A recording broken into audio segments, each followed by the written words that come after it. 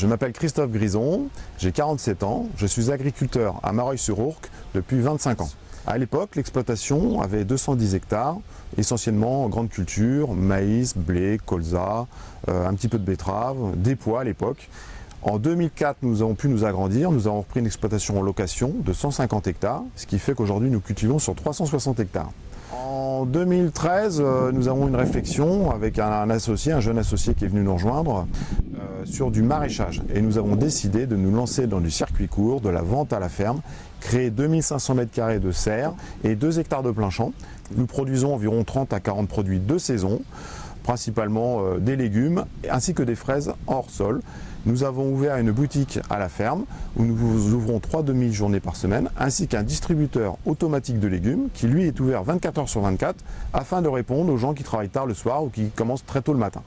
Il est ouvert nuit et jour, 24 h sur 24, et donc les gens qui travaillent par exemple à l'aéroport de Roissy, qui ont des horaires décalés, ils peuvent rentrer en pleine nuit et venir acheter des œufs, de la salade, des fraises, des produits qui ont été cueillis le matin même. Par exemple, j'arrive, la case numéro 30 m'intéresse, je tape 30, je paye en carte bleue et la porte s'ouvre.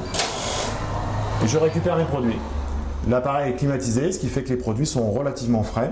Et bien sûr, si la case n'est pas vendue, dès ce soir, la salade va être changée pour avoir une salade de première fraîcheur. Alors nous voici dans la serre. La serre fait 2000 m². Il y en a une autre petite derrière qui fait 500 m². Alors ici, nous produisons environ une trentaine d'espèces différentes.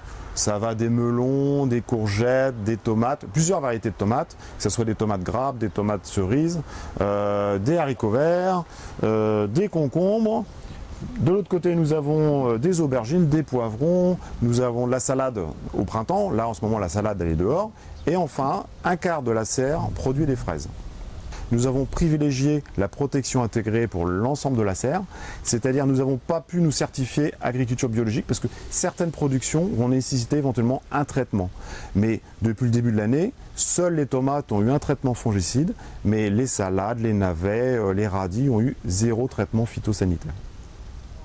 Maxime Buffalo, donc moi je suis responsable production, grande culture et maraîchage, et on a lancé mon projet que j'avais de base, donc c'est CCR, donc faire de la production en vente directe et de la production en culture raisonnée. L'agriculture raisonnée, c'est combiner plusieurs méthodes, c'est pas forcément que le chimique, c'est de la lutte biologique, prophylactique, mécanique. Donc c'est combiner toutes ces stratégies pour avoir une enceinte de climat correcte, répondant aux exigences des plantes, tout en assurant une bonne croissance, sans forcément être envahi par les insectes ou les maladies. Voici un exemple de protection intégrée. Nous déroulons un film plastique entièrement biodégradable qui est constitué d'amidon de maïs à 80%. Lorsqu'on déroule ce film, ça réchauffe le sol en dessous, ça nous permet de passer nos petits tuyaux pour la micro-irrigation et en plus, ça empêche tout développement de mauvaises herbes. Donc nous n'utilisons pas du tout de désherbant. Donc le plus important dans une structure comme la nôtre, dans une serre, c'est de gérer son climat. Donc c'est contrôler sa température, contrôler son hygrométrie, contrôler ses arrosages. Le facteur de croissance, c'est le climat, mais c'est aussi le facteur limitant. Une mauvaise gestion de climat vous amène les maladies. Donc toutes les nuits, nous ventilons. Les côtés des serres restent ouverts d'1,50 m pour créer un brassage naturel, afin de virer l'excès d'humidité et la transpiration des plantes. On n'a pas de problème de maladie parce qu'on aère constamment.